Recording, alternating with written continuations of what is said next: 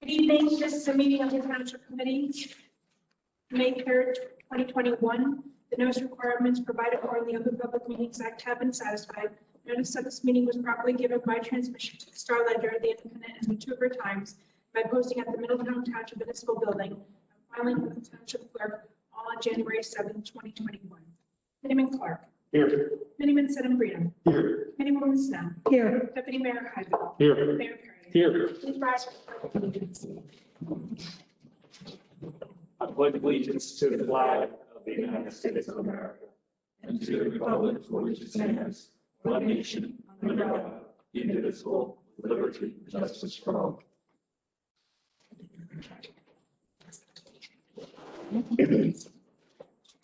At this time, I'd like to ask for a moment of silence to honor the troops serving worldwide, defending our constitutions, freedoms, and way of life.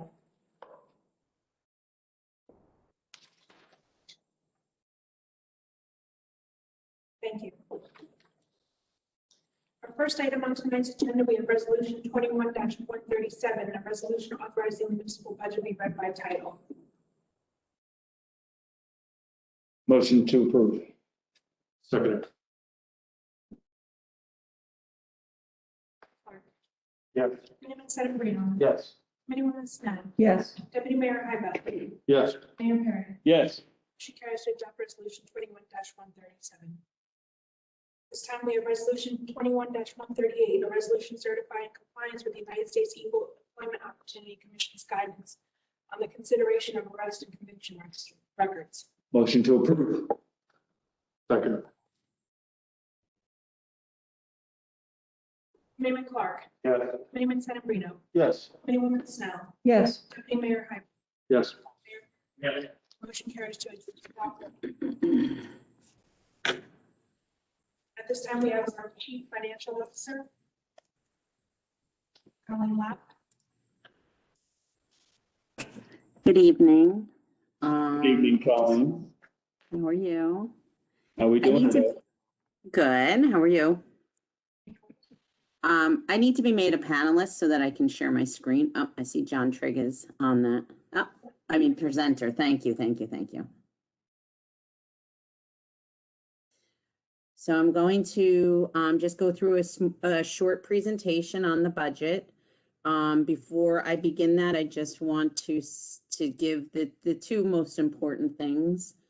Our budget spending did go up this year. We're at an increase that's about a little under 1.3 million. That includes the library increase as well. However, the municipal levy itself, the budget spending went up, but the municipal levy itself is at a slight decrease. That happens because we have different revenues that we use. So, it's a good news, bad news kind of thing. I mean, the bad news is our spending went up, but that, some of that couldn't be helped. And some of the things that went up significantly, but we were able to really take a look at things and try and really mitigate that impact on our residents by having the levy not increase. We know how difficult this past year has been for everybody, and everyone's still trying to recover and maintain or some combination thereof. So we worked hard on this all together. It was definitely a team effort from top to bottom. And I'm just going to run through some slides just to show you some numbers. And then I'll turn it back to you.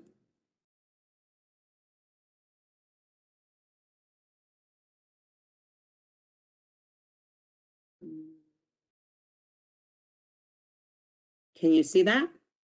Yep, you're good. All right.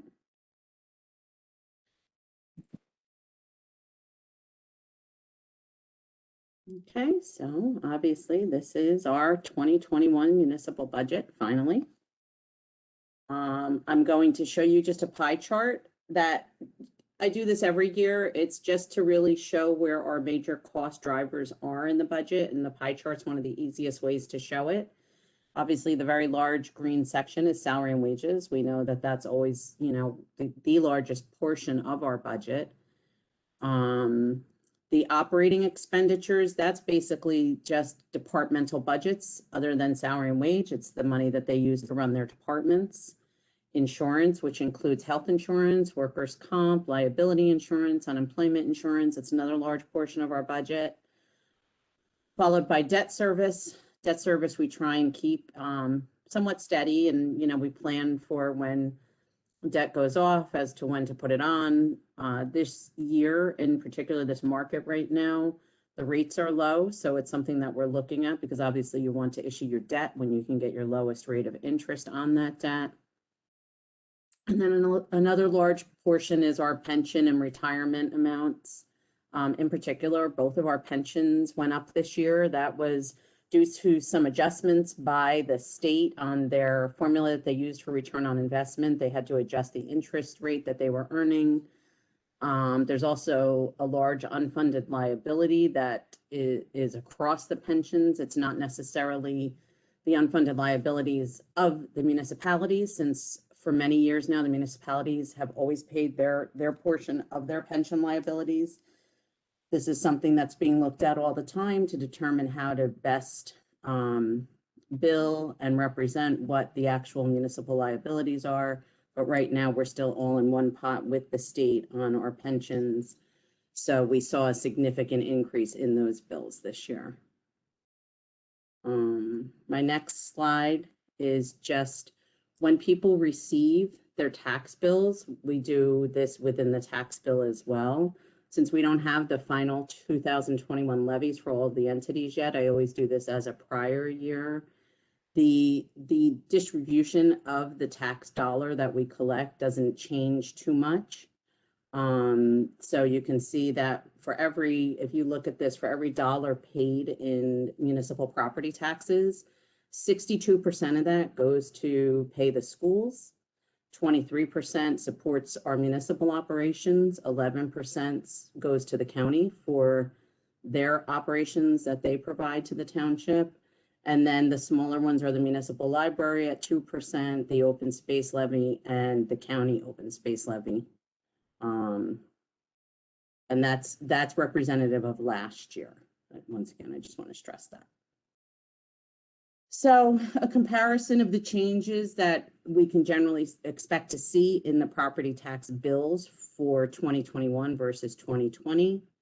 The municipal levy, as I said, generally stayed flat. It went down by $20,594. The proposed tax rate, as you can see, is down from 0.485 to 0.467. This is for the municipal portion of the tax rate only. The rate goes down a little bit differently than your levy does, because the rate is the result of a very simple formula of the tax levy divided by our net valuation taxable. So as our property values increase, your denominator increases and your rate changes. So although the levy is somewhat flat because that denominator changes, we're expecting our rate to go down a little bit from what it was in 2020. We don't get our final values for the town until right around this time, sometime probably this week or next. We'll get our final values, which then have any of the county tax tax appeal judgments will be taken out of our values, and then we'll be able to have the county strike our rate once we have all of the levies that we need to do that. So then we like to show you what the impact on the average homeowner is. This number again changes what the average home value for a residential home is in Middletown based on the valuations. Last year it was $447,629. This year it's $467,271. So for municipal services, an average residential home would pay an annual amount of $2,182.16. That's an increase of $11.15 from 2021. Again, I know it seems a little odd since everything's going down to see that average home pay a little bit more. Obviously, $11.15 over the course of the year is not a significant amount. But that has to do again with the fact that the value of your average residential home has increased because of the property value increases. So if you broke it down to a monthly payment, it's $181.85, and the increase is 93 cents a month. The bottom is just saying that I don't have the final values yet for the township. So every year we like to run what the potential impact is overall on all of the properties in the town. So here you'll see, and I'm sorry, for some reason the numbers got a little bit weird on this slide, but we have 22,900 residential properties. For 12,282, or just shy of 54% of them, they'll see almost no difference in their tax bill from 20 to 21. For 2,152, or just over 9%, they'll see an increase of less than $25. And for 8,464, or 39, or almost 40%, they'll see an increase that is greater than $25. Most of those are not much greater than $25. And again, they have to do more with the increasing property values than anything to do with our tax levy and our budget impact. We redid the tax dollar receipt calculator. This is again based on the average residential assessment of $467,271. And we try and break it down by cost center, so that if someone is paying on average the $2,267.12, that this includes the library, so it's a little bit different than the slide prior to this. But it breaks down for you where those tax dollars go, where your annual tax dollars go. So for out of $2,267, $552 goes to the police department, 105 almost goes to the library, and so on.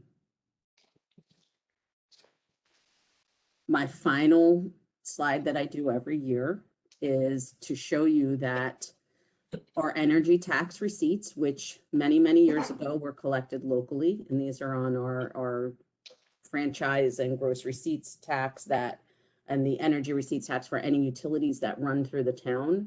That used to be collected annually from each town. The state thought it would be a better idea, and it was easier on the utility companies to just make a payment to the state, and the state then redistributes those taxes back to the town. But sadly, we've been flat for over 10 years now, and we've remained at that $6,044,933. When you do the calculation that should be done for these taxes to come up with an estimate of what they should be if we were collecting them directly, that's $11,668,776. So you can see that's an enormous amount differential.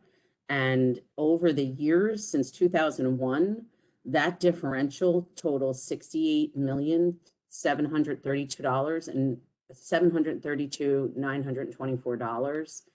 And it just grows every year. It was larger than the entire municipal tax levy last year, and it continues to be larger than our entire municipal tax levy. And I point this out each year because it's difficult when we're trying to make sure that we provide the services that our residents come to rely on us for, and we're trying to do it as fiscally responsible as possible. And it's just difficult when you see a number like this and know how much more we could do, or what kind of tax relief we could offer if we were actually getting these taxes that we at one point collected directly.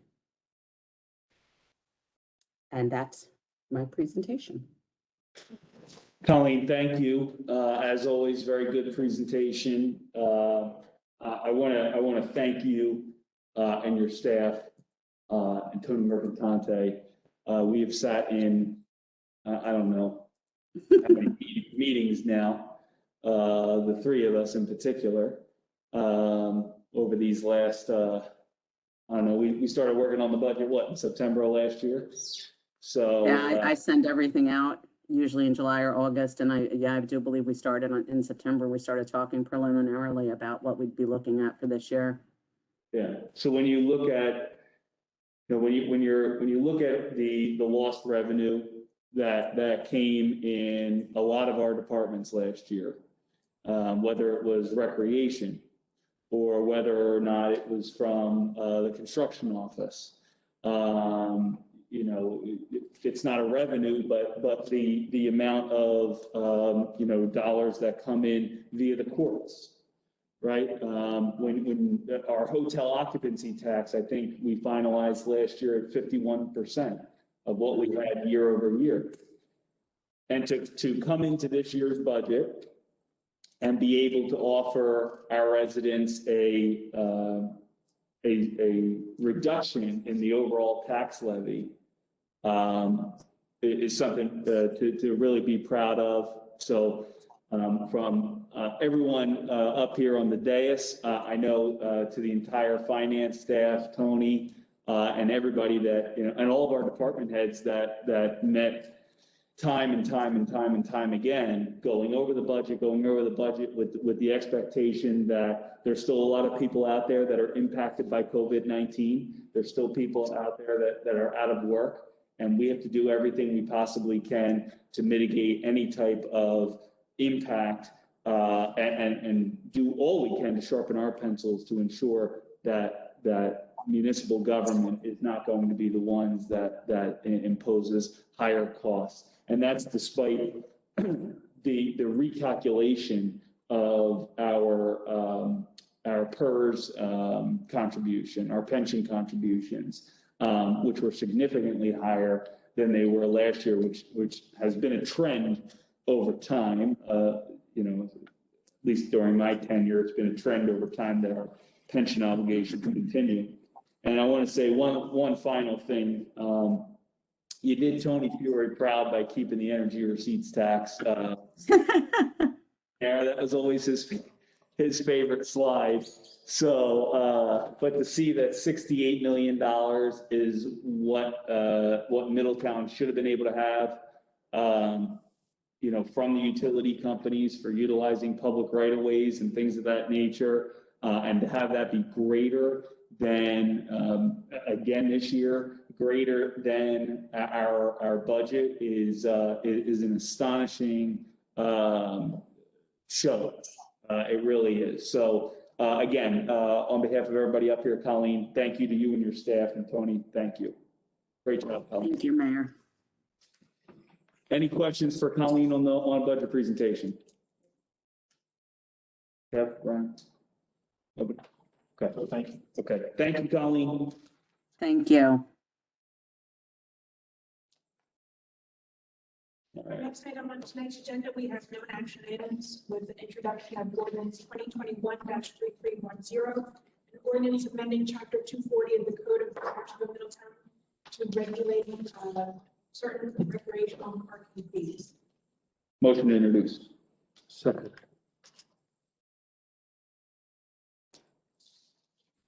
Committeeman Clark. Yes. Committeeman Sedambrino. Yes. Committeewoman Snell. Yes. Deputy Mayor Hybel. Yes. Mayor Perry. Yes. Motion carries to pass this ordinance on first reading with a public hearing to be held May 17, 2020.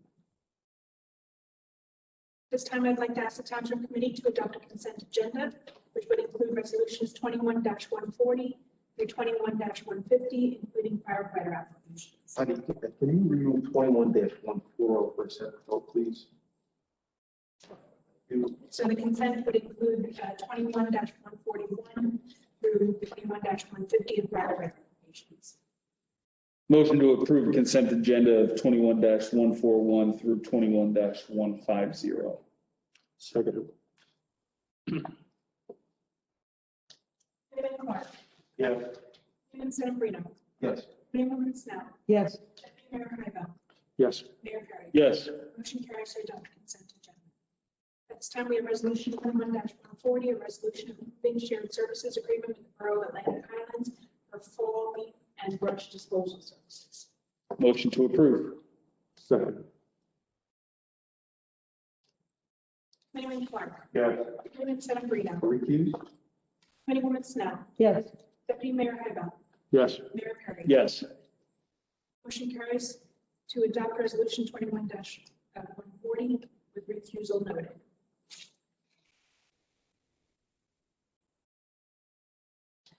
this time I have two proclamations for the record. Proclamation recognizing May 2021 as Buddy Coffee Month in the Township of Middletown. And proclamation recognizing May 31st, 2021 as Memorial Day in the Township of Middletown. We have a discussion items for tonight. Heidi, just 1 second. Yep. We had to go back to the firefighter applications. Did we do that? It was added to. Oh, I'm sorry. Okay. I apologize. Yep. We have discussion items for tonight. Humboldt Park alterations. You want me to go? Yeah, that's probably basically where we're at. We discovered last week that a skateboard, an impromptu skateboard park, which had essentially created what used to be the roller hockey rink at Humboldt Park. You know, as skateboard parks go, it was pretty elaborate, and you know, has a lot of apparatus set up. As a kid of the 90s, I thought it was pretty damn cool, but. Yeah, it was definitely cool. You know, but you know, the problem with it, of course, is that, you know, first of all, we had a skateboard park, if you remember, closed it because we couldn't get the behavior under control, and it was becoming a real problem for the township. But the biggest issue was it was not insured. Skateboard parks are very tightly regulated by, you know, the insurance industry, and in our case, you know, the JIF has a specific vendors that they work with, a specific sets of standards that you have to develop by, and that have to be designed by an architect, an engineer, and they have to be constructed and installed by a company who's qualified to do that. And so I did go out there with the insurance, two people from the JIF last week.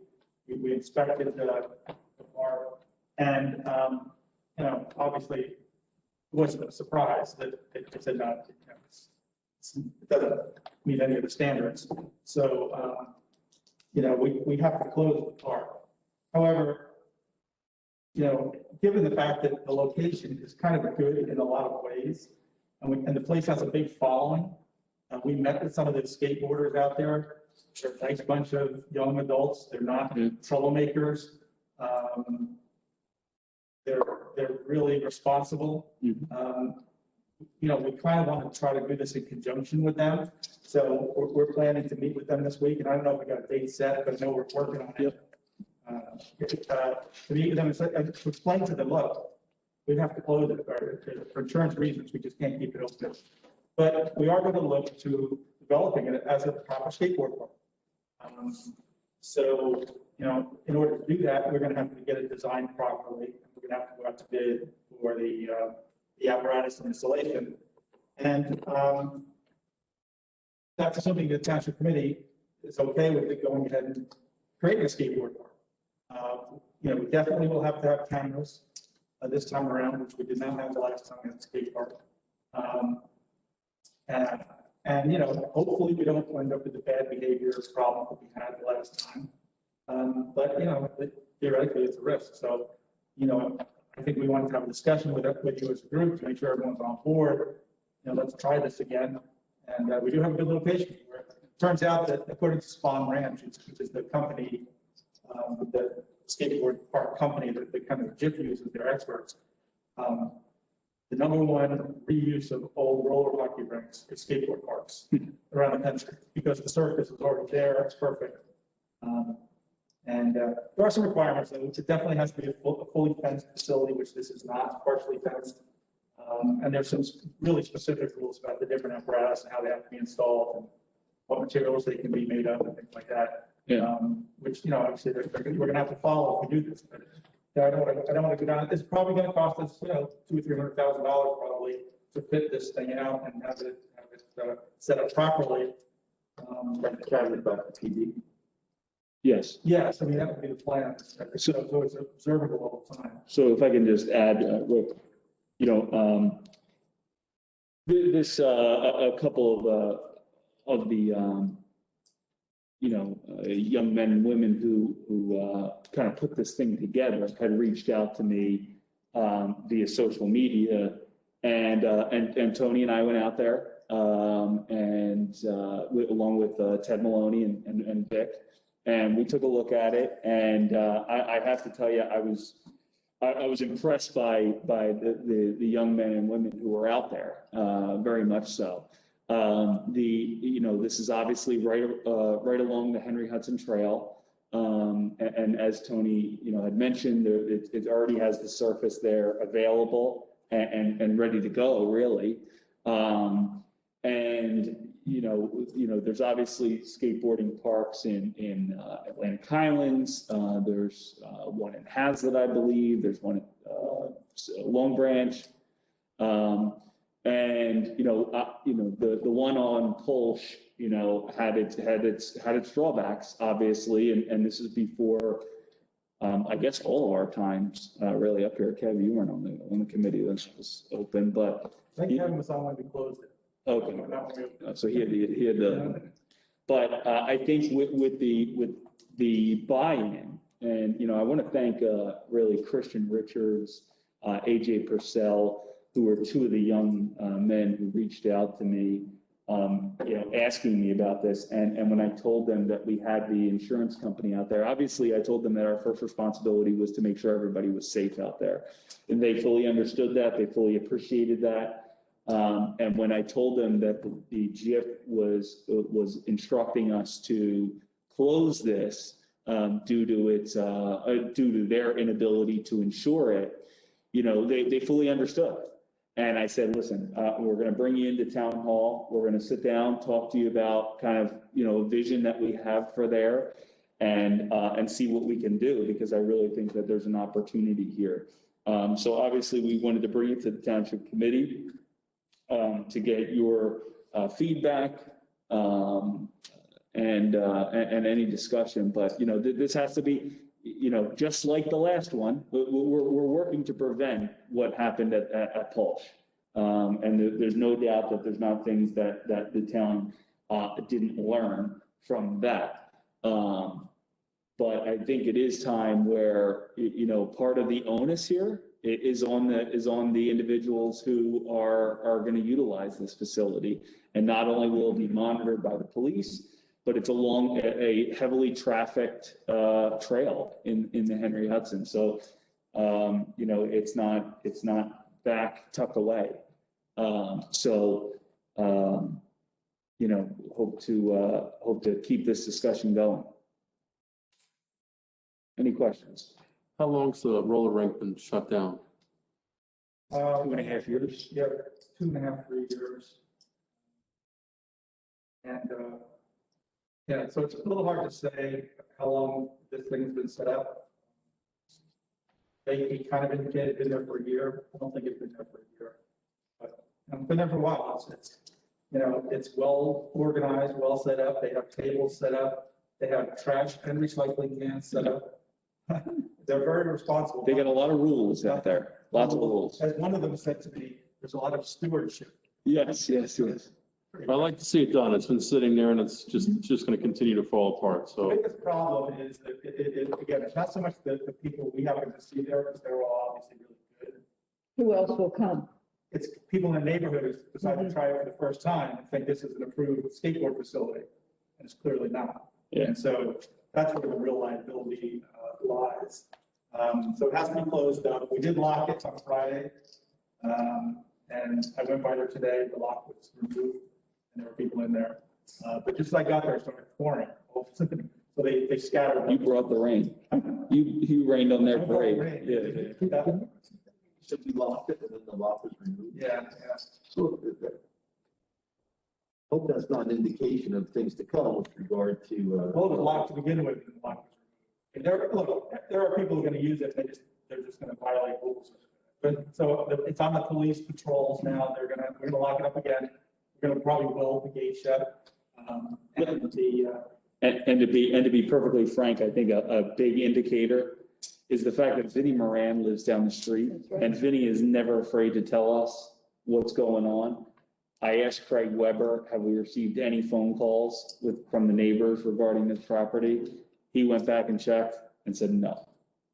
So if Vinnie is not saying anything about it, I trust that 99% of the behavior is, you can never speak to all of it, but Well, at this point, once it's closed up, there can be zero behavior there until we get Right. it approved. I'm talking about for the future. Okay, any other questions? All right. Township committee comments. Right, Heidi? Yes. Committeeman Clark. Community Fire Company, or Middletown Township Fire Department had a technical rescue call the other day over in Hartshorn Woods and pulled off a pretty incredible job of getting a hiker out of the woods. Instead of bringing him up and out, they actually brought him down and out onto a boat and transferred into an ambulance at a safe deposit point.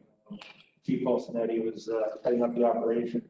Community's rescue team, along with Bremen and in conjunction with Seabright, did an amazing job pulling that off. So great job, guys and gals. And our bricks are still available. In fact, by popular demand, we've extended it a month. So if you have not purchased a brick for Memorial, another month to do that, you can go online, Facebook, and on the website to do that. Maybe Women's Snow, I'm sure we'll talk about that more.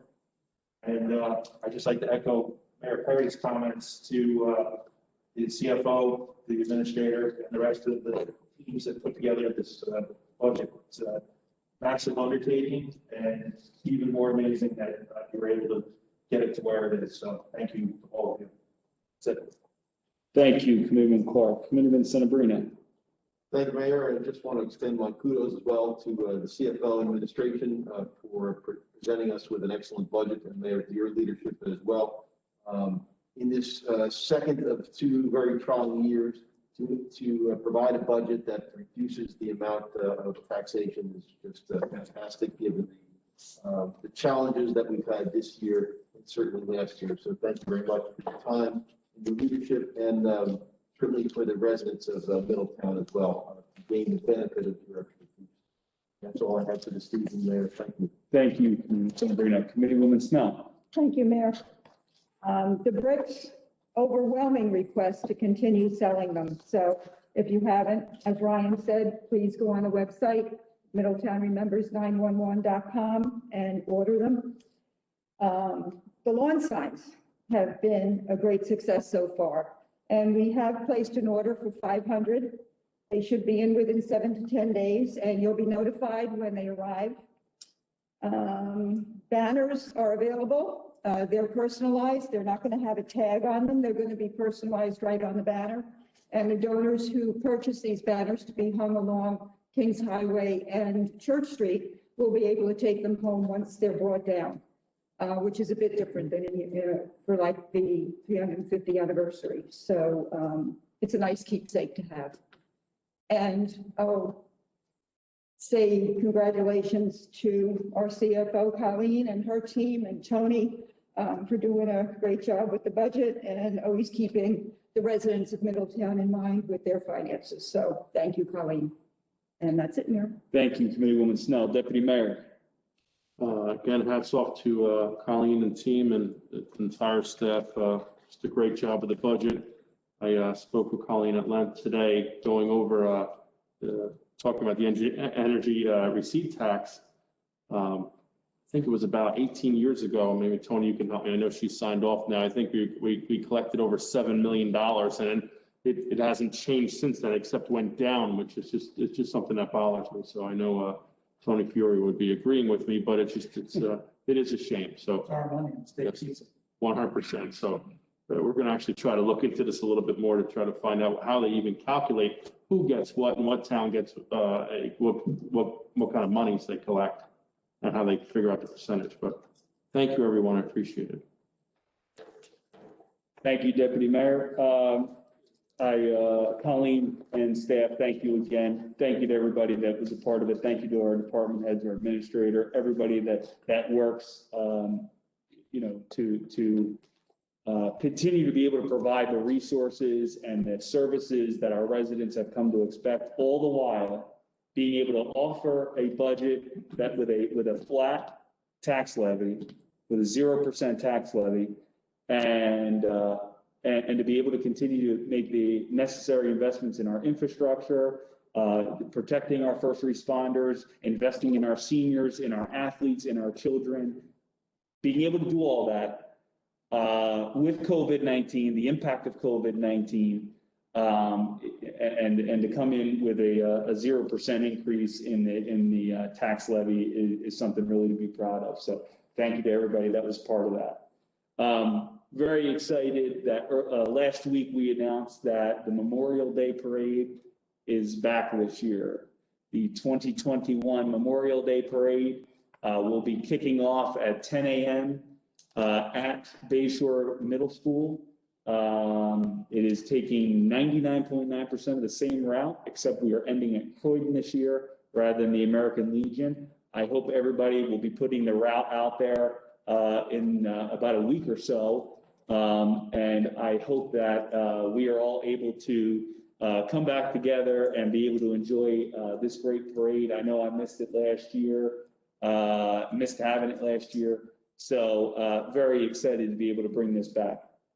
And finally, I want to recognize one resolution that we passed tonight, and that was 21-146, which was recognizing and supporting veteran-owned businesses as a part of our initiative to promote Middletown as a certified veterans-friendly town, with a list of things that we're doing to assist veterans of foreign wars and those who have fought for our freedoms. So I want to thank everybody very much for that.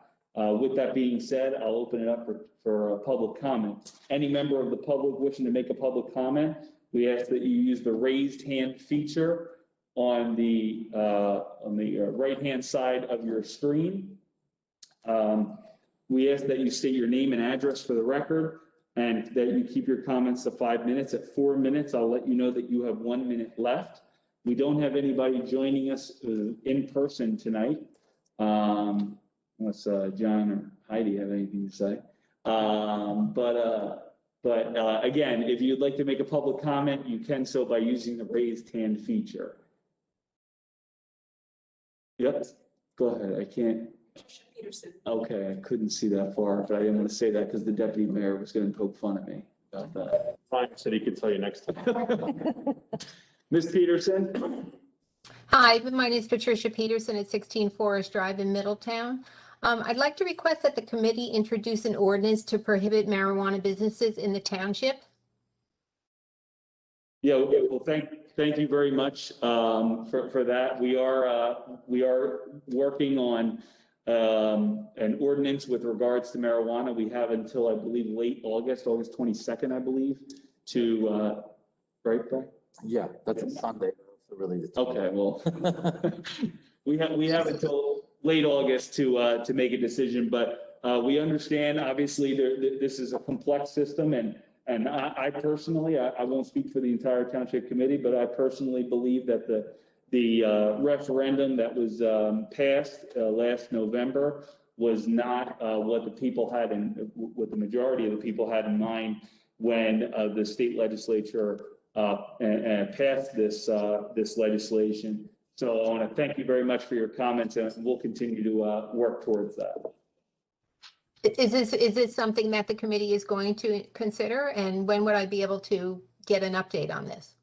Well, we have to so once we have to discuss this and make a decision and introduce an ordinance, which would take 2 township committee meetings. And like I said, we have to do it prior to late August.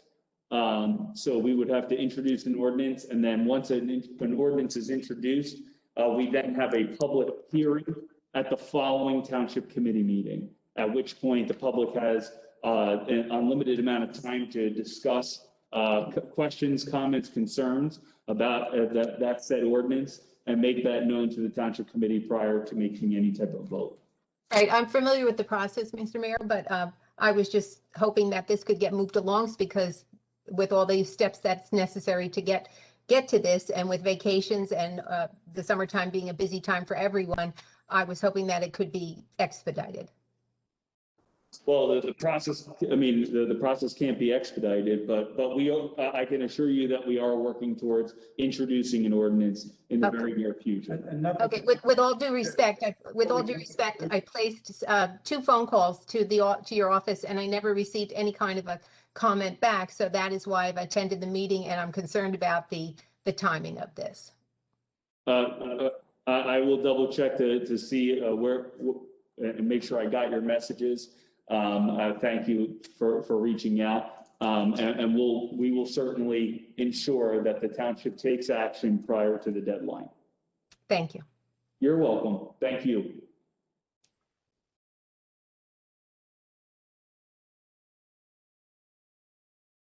Mr. Watson. Good evening. My name's Don Watson. I live at 1 Collinson Drive over in New Monmouth. You made a comment a minute ago about nobody from the public being present in the room. Does that mean that the public is allowed to come to the meetings now? Yes. That Yes. announcement was put out prior to the last meeting. Okay, I must have missed that announcement.